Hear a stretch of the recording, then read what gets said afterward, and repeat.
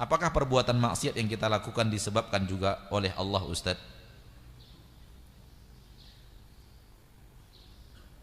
Kalau yang antum maksud disebabkan oleh Allah, apakah Allah juga yang kemudian mengizinkannya terjadi? Jawabannya ya. Jawabannya ya. Karena tidak ada apapun yang terjadi di permukaan bumi kecuali dengan izin Allah. Kalau itu yang ditanyakan.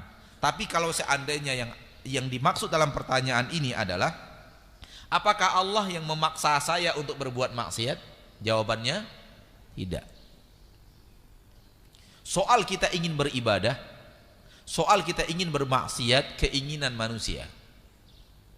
Sebagaimana orang yang beribadah bukan paksaan Allah kepadanya untuk beribadah, demikian juga perbuatan maksiat bukan paksaan Allah kepada hamba untuk berbuat maksiat. Namun sayang, pertanyaan lebih banyak kepada arah maksiat dibanding kepada arah ibadah. Sebenarnya kedudukannya sama persis. Orang yang pergi sholat tidak pernah dipaksa Allah pergi sholat. Sebagaimana orang yang pergi ke tempat maksiat tidak pernah dipaksa Allah pergi ke tempat maksiat. Sama persis, kedudukannya sama. Itu keinginan manusia yang ditakdirkan Allah terjadi.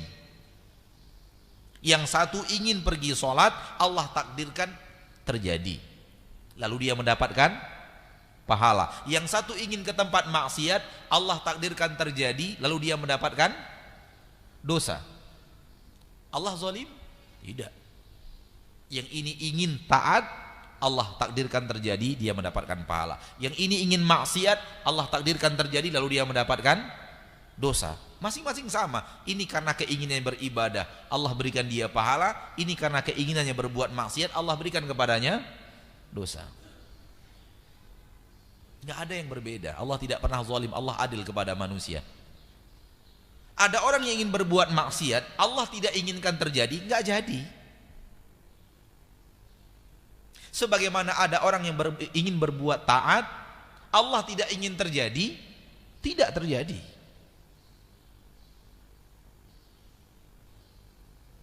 Dan kedua-duanya Allah berikan pahala.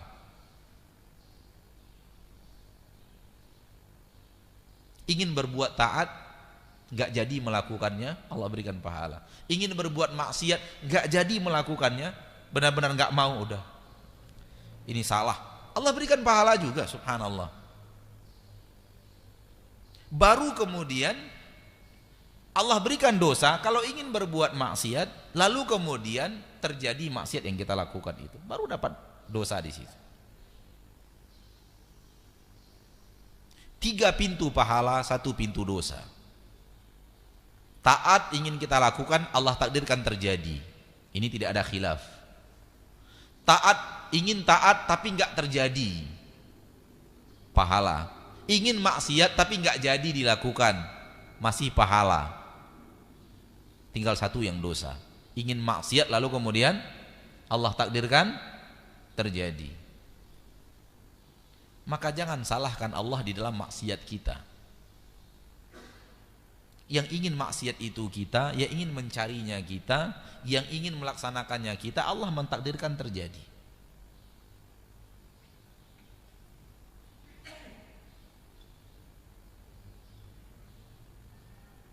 Banyak orang mengatakan ini tentang takdir Allah. Maksud takdir itu ya ini yang sekarang ini Allah putuskan untuk saya.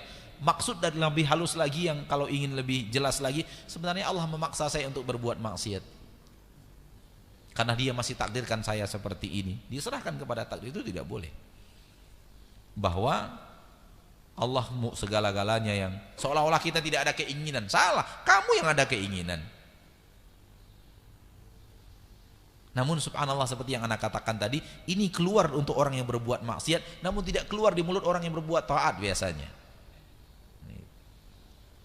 Fahamlah kita bahwa itu dari syaitan la'natullahi alaihi. Bolehkah zikir pagi dan petang digabungkan dengan satu amalan setelah sholat fardu? Wallahu alam, kita dengar, tanyakan kepada para ahli ilmu. Kalau di waktu sempit boleh, Seperti tadi setelah sholat subuh kita mau kajian, maka kita gabungkan zikirnya. Ayat kursinya ada setelah sholat fardu, dan ada yang zikir pagi dan petang, ada ayat kursi, digabungkan dengan niat yang satu, niat dengan dua niat digabungkan dalam satu amalan, itu boleh. Wallahu ta'ala alam bisawab.